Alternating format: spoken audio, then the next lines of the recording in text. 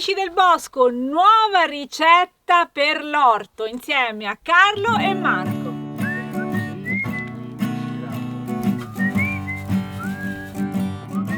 Questo preparato si chiama JMS, che in italiano sarebbe la soluzione microbica Jadam. Oggi che facciamo? Io tanto sbaglio la pronuncia, ce lo spiega Marco. Facciamo il JMS, sempre del metodo Jadam, per riprodurre i microrganismi e buttarli nel nostro suolo. Jadam Microbic Solution.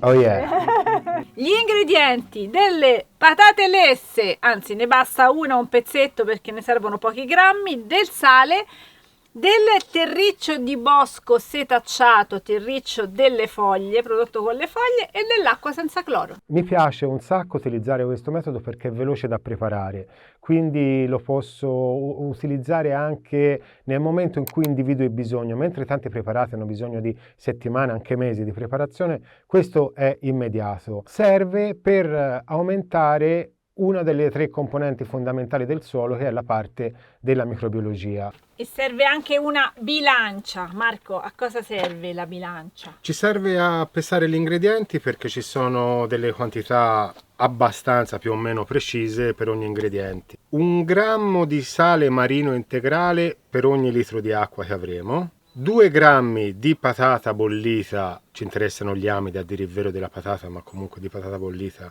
per ogni litro di acqua, e 1 grammo di terriccio di foglie per ogni litro di acqua. L'acqua non clorata, perché a questo giro andremo a riprodurre i microrganismi, e il cloro è un biocida e quindi è proprio un killer della vita, e cercheremo di averne il meno possibile. Il sale marino ci dà la componente minerale che i nostri microrganismi andranno a intaccare e a rendere disponibili.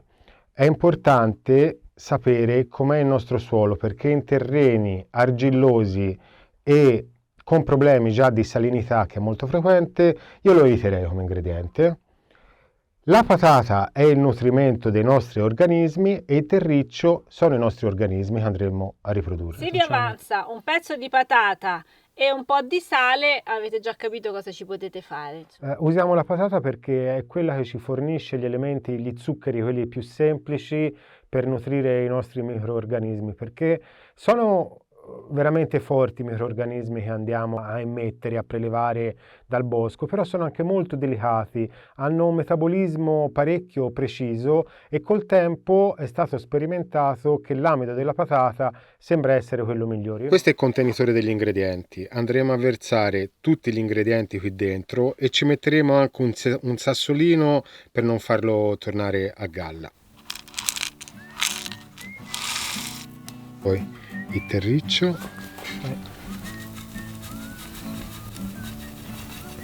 la patata l'abbiamo pesata da bollita per avere 30 grammi, questo è un secchio da 15 litri più o meno, e quindi 2 grammi per litro fa 30 grammi, e lo andiamo a mettere sempre nel nostro calzino.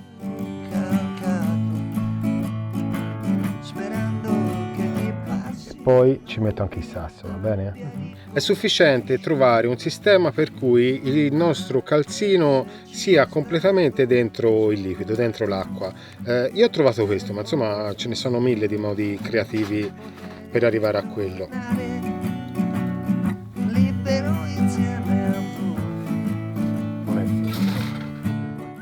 Adesso andrò a fare un massaggio sia al terriccio sia alla patata, in modo che escano tutti gli amidi e tutti i microbi si vengono estratti in tutto il secchio. E ora è bellino perché diventa opaco tutto.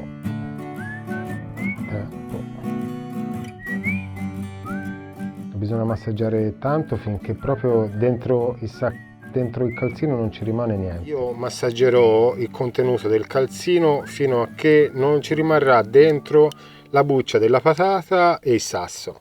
Il resto si sarà sciolto completamente nell'acqua. Una condizione necessaria perché questo preparato riesca è che l'acqua sia sempre almeno a 20 gradi, e ci sono un sacco di metodi per ottenere questa cosa. Io per esempio in un periodo come questo tendo a mettere il secchio al sole, e quando il sole comincia ad andare via Prima che vada via li metto un sacco trasparente, li faccio una specie di effetto serra, in modo che l'acqua si riscaldi fortemente e arrivi fino alla mattina anche a più di 20 gradi, e poi ricomincia la temperatura alta. Altrimenti una serra, ma ci sono anche riscaldatori da acquario che funzionano molto bene, piccolini per i secchi così. Basta che comunque la temperatura rimanga sopra o almeno a 20 gradi e non scenda mai sotto i 18. L'altra condizione è che noi stiamo parlando di esseri viventi e quindi bisogna stare attenti che le nostre calze non siano state trattate con fungicidi, cosa che nel mercato accade spesso, e cominceranno col tempo a svilupparsi delle bolle che cominceranno a distribuirsi in tutta la superficie. Il preparato è pronto quando tutta la superficie del secchio è piena di bolle. Il lato un po' negativo di questo preparato, anche se è efficientissimo, è che va usato immediatamente, appena è pronto, anzi appena vedo che le bolle cominciano a staccarsi dal bordo e a ridursi, comincia già a essere un po' troppo tardi. Quindi lo devo usare in diluizione, ora lo diremo anche come, scusa adesso lo dovevo dire, lo useremo, che cazzo dovevo dire? Il preparato è pronto quando le bolle che cominciano a svilupparsi sulla superficie dell'acqua hanno coperto tutta la superficie del secchio, e bisogna stare attenti perché è quello il momento in cui va usato. Quando la superficie delle bolle comincia a diminuire, comincia già a essere un po' troppo tardi, e si può dare anche questo in fertilizazione e fogliare, diluito più o meno sempre 1:10. Questo si può lasciare senza coperchio, va difeso dagli insetti, ci sono problemi che possono arrivare? Essendo un processo molto veloce che di solito avviene in 24 ore, così non c'è questa necessità, io lo lascio così. Mi porterà simbiosi e collaborazione con le piante, mi porterà rinforzo del sistema immunitario, mi porterà minerali più disponibili e tante altre funzioni, come per esempio il controllo dei patogeni. Qui andiamo anche a riprodurre gli attinobatteri, che sono i responsabili della produzione di circa 7.000 antibiotici che l'industria farmacologica ancora non è riuscita a sintetizzare, li prende da loro.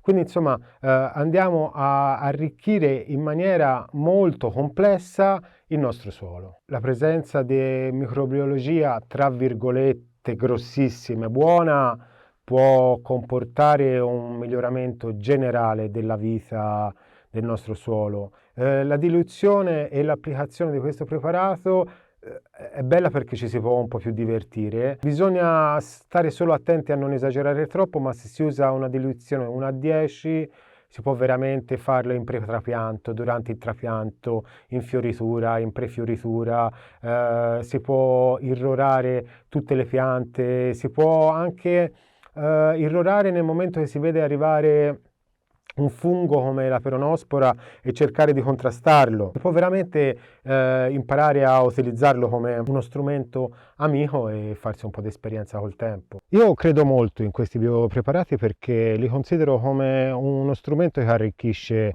la nostra cassetta.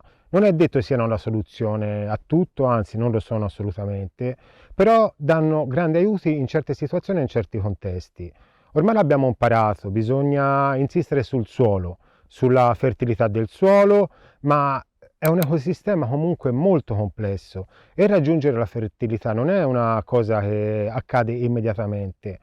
C'è da pensare anche poi che nel nostro orto andiamo a mettere delle piante che sono molto voraci, devono fruttificare velocemente, devono fare tanti frutti e quindi a volte tutte le nostre azioni possono non essere sufficienti.